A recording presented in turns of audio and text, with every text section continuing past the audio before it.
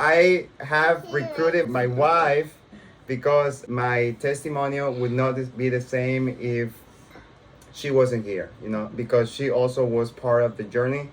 So welcome, Wendy, to my channel, to our channel now. And quickly, let me introduce to you my family, beginning with Oliver, Theodore, Teddy, and Genesis. We found out that I had UC 10 years ago, and that was almost 2 years after we got married. We had bought our first house. And my question here, Wendy, is would you have married me after knowing the real me? Because when I was diagnosed with UC, with ulcerative colitis, I began to go through the symptoms, and I went through getting upset, getting angry easily, getting easily upset. So would you have married me? That's the main question. And yes, I would have married you, not knowing how you would react. I mean, anybody that goes into marriage, you on your wedding day, you say, for better, for worse, through sickness and through health, and that's what we vowed about 2 years prior to you getting sick. And it definitely wasn't pleasant, being there and seeing you suffer, because as a caregiver and as being a sick patient's wife, it takes a toll on you, emotionally and mentally, seeing your spouse suffer. But I know that God was there with us the entire way. It was a very dark time for us. We had just moved into our new house that we had bought, and we had built it up, and it was on a nice big property, and we were there for about 6 months, and then we literally had to move back to our hometown because we didn't have anybody there with us, family, to help me take care of Oliver, who was at the time about 6 months old. And and it was very stressful time for us, to say the least. But yes, I would marry you knowing that would happen, because another reason why we've made it through, we've been married 11 years, 2011. Yeah, we got married. May 21st is going to be 11 years. Yeah, 11 years. And so it's been, even though it was a bumpy ride in pretty much the very beginning of the marriage, we got through it, and, we have Jesus with us that, was really the glue to our marriage, because if we didn't have Jesus, if we didn't have God with us, who knows what would have happened to our family? Who knows? And but no, it's through God's grace that Jonathan's all better now, and we survived that 7-year ordeal, and God's blessed us with 2 more kids since then, and it's been great. But I'm pretty sure that it was not easy. It wasn't easy for you to, at that moment, because it wasn't easy for me. No, for neither one of us it was. It wasn't easy. You for were me. suffering, and I was watching you suffer and trying to help however I could. And that was another stressful thing for me, was not only was Jonathan not feeling good, and he really was suffering. He was in and out of the hospital years, and for a while, I don't know if he's told you this or not, but all this started with clindamycin, an antibiotic he was taking for a tooth infection, because he got one of his wisdom teeth taken out, and the doctor, dentist, just gave it to him, and he took it, and after that is when he started getting sick. And he was down to about 79 pounds, and he's 6'2". So he was literally just skin and bone. This is how sick he was. And he was super dehydrated all the time, super weak. And so we were dealing with that. And then we also had cultural differences too that we were battling with, because his side of the family is used to the natural herbs and vitamins, and I didn't grow up with any of that. I grew up with doctors, medicine, Western medicine, and go to the doctor, take a antibiotic, you're good. And that's what I'm used to. If you're really sick, go to the hospital. and if you need something removed, do surgery. So that's what I was used to, and it got to the point where one trip to the hospital, the doctor, he wanted to take out Jonathan's colon. And remember that? And thank goodness, it was God's grace that this surgeon that was going to work on Jonathan was like, wait a minute. He was like, his colon is ulcerated, but it's not that bad that I think I have to take it out. So he was literally on his way to surgery when the surgeon said no. He's like, I'm not going to take it out. He's like, he can still, live with this, and it can heal. You see, that part of this story, I do not remember. There are many parts, I will always many memories that I don't know. Mm-hmm. I don't know if that's your experience, but there are many things that I do not recall. I think this might be a good thing. Sometimes I have to go to my wife, my sister, my mom, my dad, and ask them, hey, and they tell me things, oh, really? I do not remember that. And they are like, don't you remember? So, yes, I was that, like you say, I was that close to, he was make it to surgery, and, and literally on your way when the surgeon stepped in. And then Jonathan's parents, Mama Ada and Papa Freddie, are big into vitamins and natural healing, and that's definitely a godsend, because if that were me, I would just said, you just take it out if it's that bad. But they had hope that I didn't have. They saw something that I couldn't see, so I'm glad that they kept telling Jonathan to hang in there and try this one, try this vitamin, it's gonna help. And it did take a little time for everything to actually, work, but everything that Jonathan did, every juicing that he did, every herb, vitamin he took, everything in prayer helped Jonathan big time. No, and I do thank you, and I see how important was it for me that you were flexible with the second opinion, because I believe that my family, in this case my sister, my brother, my mom, and my dad, they were telling you something that you were not familiar with. They were talking to you a foreign language. No, in this case, not meaning Spanish. They were talking to you about herbs and vitamins, or a totally different language for me, to say the least. And that was another thing that really got me frustrated too, was I would try to tell Jonathan to try something. He was like, no, because he wouldn't listen to me, because I would be telling him, like, try this medicine, try this medicine.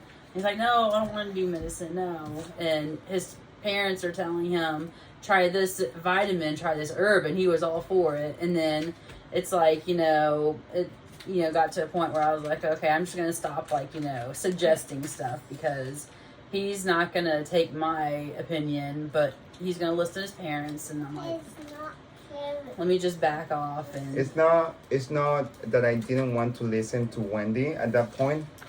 Sit down.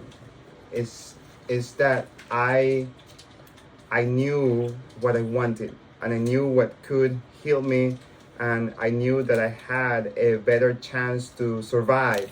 Just to say something like that, I had a better chance to survive, and I did.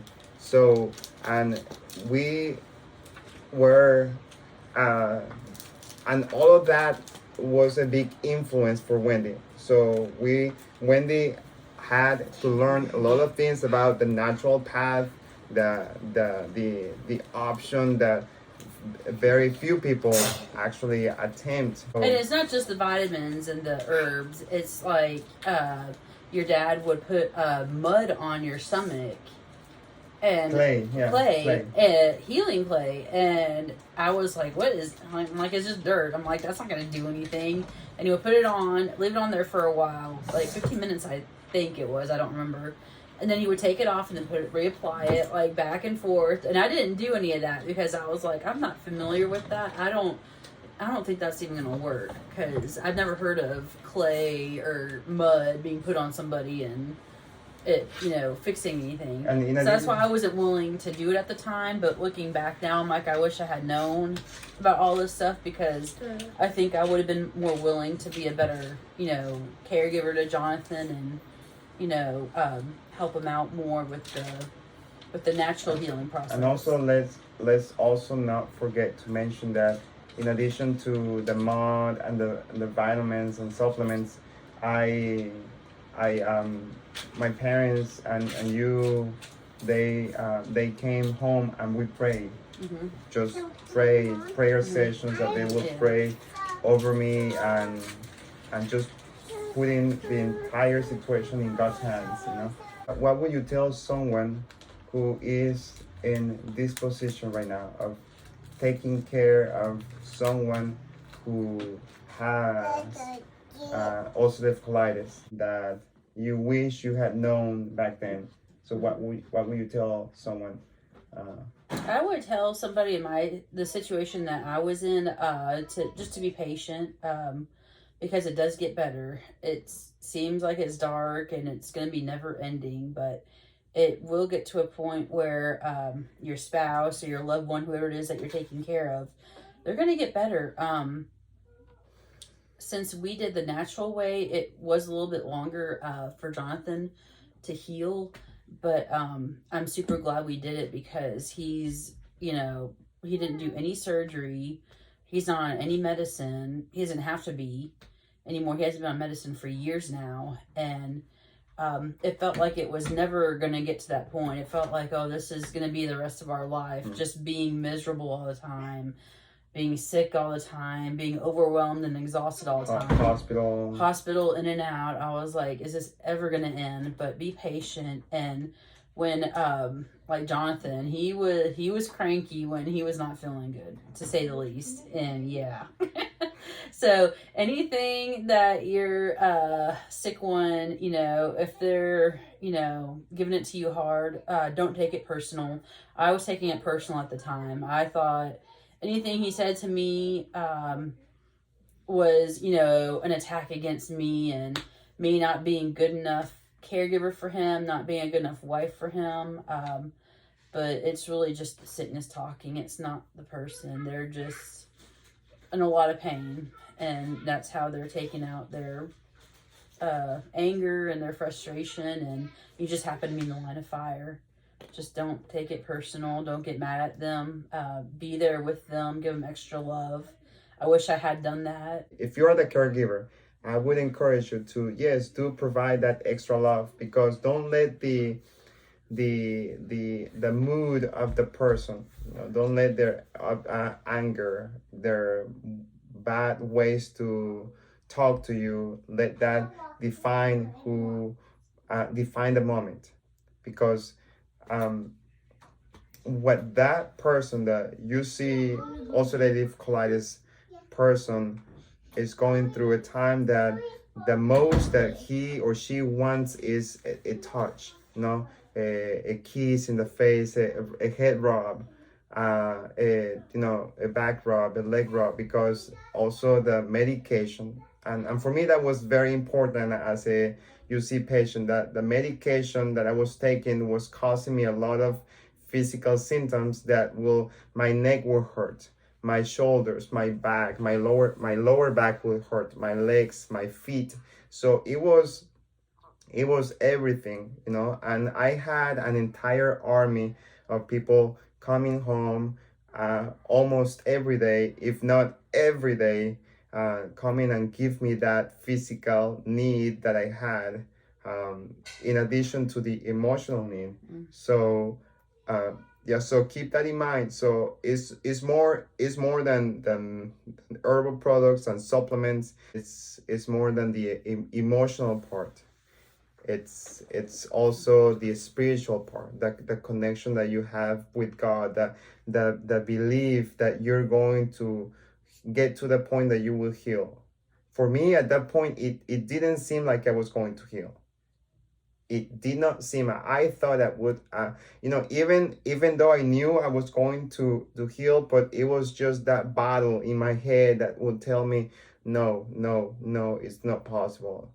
That what about if I don't get better, and it was a daily thing, but it gets better as perseveres, continues, and we saw that happen in our life, because um, we every year for us was different, and that's how you see three kids now in our family, because there were some years that I felt like, okay, so I'm better, so, and we would talk and say, let's make the family bigger, and then our second kid, Theodore Teddy, came along, and then Genesis basically she did not see any of this, Genesis, and that's why her name is Genesis, because for us it was the beginning. This is the beginning of a new chapter in our life. A new chapter of our life. We were done with the colitis situations, with the pain, with the emotional battles with but nothing me. was relapses. Jonathan would start getting better, and it would be months, almost a year, and he wouldn't be in the hospital, and then bam, it's he would have a flare up. And that was very frustrating for us too, because we thought that we were on track and heading in the right direction. Then we have this big setback, and it's just like a big blow to you, to your soul, because you see him getting better, and then it's like, oh, here we are again at the hospital, and it's like, oh. But no, thank the Lord, it's been years since since this guy's had any issue, and since then, and that battle has helped me and Wendy get stronger. Now I love Wendy more than ever. If I thought I loved Wendy when I got married, I don't think I loved her the way I love Wendy now. So that's very important. To stay the course, to stay the Don't course. Give up. And do not give up, because Satan is going to try to rip that family apart, and whether it be through health or whatever, because he was definitely trying to do something to us, and we just wouldn't let it, because we had 3 people to fight for. We have 5 people to fight for, so no, we weren't going to let him have that victory over us. I do want to close this conversation that we're having right now with a Bible verse that I love. It's the book of Proverbs, chapter 2. It says, "My son, if you accept my words and store up my commands within you, turning your ear to wisdom and applying your heart to understanding, and if you call out for insight and cry aloud for understanding, and if you look for it as for silver and search for it as for hidden treasure, then you will understand the fear of the Lord and find the knowledge of God.